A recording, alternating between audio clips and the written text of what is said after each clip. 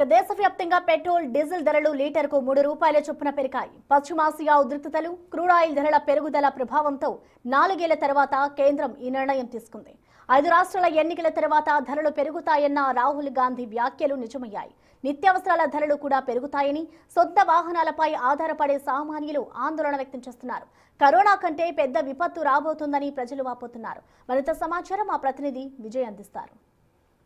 దేశవ్యాప్తంగా ఇవాళ మళ్ళీ కూడా పెట్రోల్ అండ్ డీజిల్ కంపెనీలకు సంబంధించి ₹3 కూడా ఈ పెట్రోల్ డీజిల్ల పైన పెంచుతున్నట్లు ఆయిల్ కంపెనీలు అయితే నిర్ణయం తీసుకున్నాయి. సో ఈ మేరకు పూర్తిగా ఆయిల్ కంపెనీలు ఈరోజు ఉదయం నుంచి కూడా ఈ రేట్లు అమల్లోకి వస్తాయంటూ కూడా చెప్తున్నటువంటి పరిస్థితి కనిపిస్తుంది. ఆల్రెడీ హైదరాబాద్ వ్యాప్తంగా కూడా అన్ని బంకుల్లో పూర్తిగా రేట్లు అయితే పెరిగిపోయినటువంటి పరిస్థితి.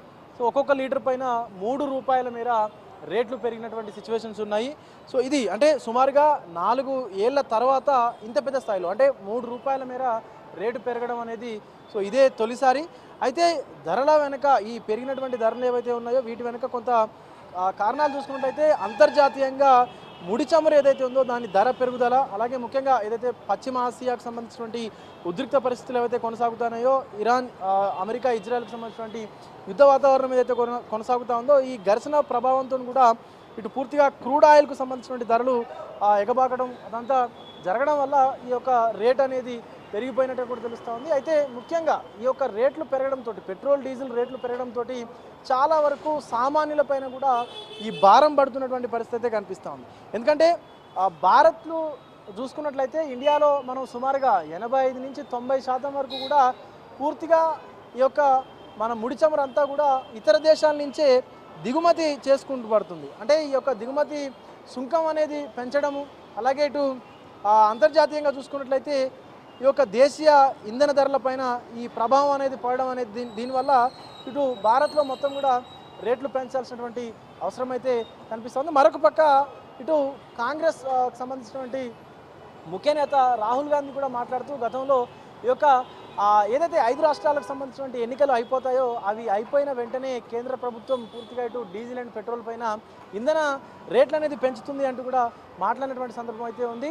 సో అన్నట్లుగానే అందరూ అనుకున్నట్లుగానే తిరిగి 5 రాష్ట్రాల ఎన్నికలు అయిపోయిన తర్వాత మళ్ళీ ఇప్పుడు పూర్తిగా ఫ్యూయల్కు సంబంధించిన రేట్లు పెంచడం అయితే జరిగింది.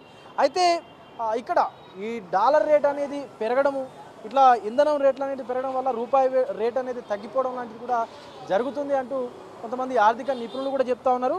సో దీనివల్ల మొత్తానికంటే ఈ యొక్క ధరల పెంపు కేవలం బంక్ వరకే పరిమితం కాకుండా దేశ ఆర్థిక వ్యవస్థ పైన కూడా కొంత ఏదైతే ద్రవ్యోల్బణం ఉన్నదో దానిపైన కూడా, అలాగే సామాన్యుడి కుటుంబ బడ్జెట్ పైన కూడా కొంత ప్రభావం అయితే స్పష్టంగా చూపించేటువంటి అవకాశం కూడా కనిపిస్తూ ఉంది. ఎందుకంటే చాలా వరకు ఏదైనా చిన్న చిన్నగా జాబులు చేసుకునే వాళ్ళు, లేకపోతే ఏదో ఒక పని చేసుకునే వాళ్ళు ప్రతి ఒక్కరు కూడా సొంత వాహనాన్ని వాడడానికి ఎక్కువగా ప్రిఫర్ చేస్తూ ఉంటారు. సో ఇప్పుడు వాళ్ళందరికీ కూడా భారం అయ్యేటువంటి అవకాశం అయితే కనిపిస్తూ ఉంది. ఒకసారి కొంతమంది వాహనదారులను వాళ్ళతో కూడా మాట్లాడేటువంటి ప్రయత్నం అయితే చేద్దాం. గతంలోనేమో పెట్రోల్ దొరకదేమో అని చెప్పి నో స్టాక్ బోర్డులు పెట్టారు.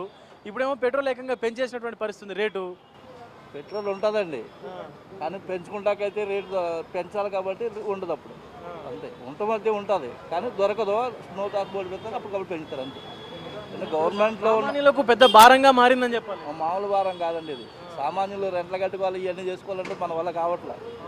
వాళ్ళ జీవనోపాధి యొక్క పరిమాణం అయితే పెరగట్లేదు, కానీ ఇవి అయితే మనకి ఎవ్రీడే పెరుగుతూనే ఉంటుంది, ప్రతిదీ పెరుగుతూనే ఉంటుంది, ప్రతిరోజు కూడా సఫర్ అవ్వాల్సిందే. సో ఇప్పుడు పెట్రోల్ మరి రేటు పెరిగినటువంటి పరిస్థితి ఉంది, మీకు ఎట్లా ఉంది మెయింటెనెన్స్కు సంబంధించి?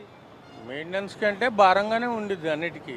పెట్రోల్ పెరిగితే ఎలక్షన్స్కి ముందేం పెరగదని చెప్పారు, ఎన్నికలు అయిపోయిన తర్వాత ఏమన్నా ప్రధానమంత్రి గారు వచ్చి అన్నీ మీరు జారీ చేసుకోవాలి, ఏది తినడానికి లేదు వాడుకోవటానికి లేదు అని చెప్పి చెబుతున్నారు.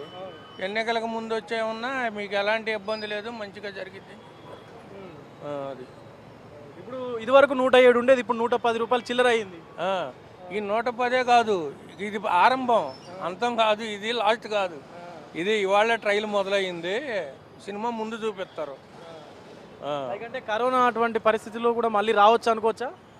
కరోనా పరిస్థితుల కన్నా ఎక్కువ దారుణమైన పరిస్థితులు వస్తాయని ప్రధానమంత్రి గారే చెప్పడం జరిగింది. దాని మీద మనం జాగ్రత్తగా ఉండాలని చెప్పడం జరిగింది ఆయన. ఇప్పుడు మీరు రోజుకి ఎంత పెట్రోల్ యూజ్ చేస్తూ ఉంటారు, అంటే ఎన్ని లీటర్ల వరకు యూజ్ చేస్తారు? రోజుకు 1 లీటర్ వాడతాను. రోజుకు 1 లీటర్ వాడతాను. అంటే మీ సొంత వెహికల్ పైన మీ హోటల్ పనులన్నీ చేసుకుంటారా? సొంత వెహికల్ మీదే చేసుకోవటం జరిగింది. ఏదో చిన్న చితక పనులు మీ హోటల్ పనులన్నీ చేసుకోవడానికి మీ వెహికల్? వెహికలే వాడుకుంటాం. ఇప్పుడు అంతా సామాన్యుల పైన భారం ఇదంతా అయితే? అవును, సామాన్యుల మీద భారం. 1 లీటర్కి ఒక రోజులో 3 రూపీస్ అంటే ఇంకా రాబోయే రోజుల్లో రోజుకి ఎంత పెరిగిద్దో చూడాలి మనం.